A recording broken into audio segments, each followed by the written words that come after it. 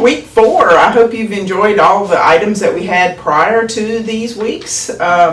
We are unveiling something really different. We've not done this one before, and I'm quite excited. So week 4 is going to be a rug hooking kit by Loop by Loop. This is a really great beginner project, 8x8. It is the Snowflake, 15% off on this one. So I think this would be a great project if you've been considering this, or if you know somebody for Christmas that's been considering rug hooking. Be a great item to try.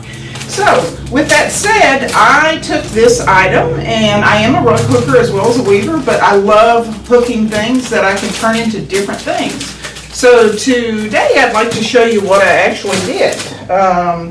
So it is a little bit different. I took the rug hooking kit. As you can see, it is the Snowflake. Okay, I made this because I wanted a really thin door wreath. In this case, I just took birch sticks and I actually lashed them together. I did some couple of notches to make it fit. You don't have to do that. You could do dowels if you wanted to.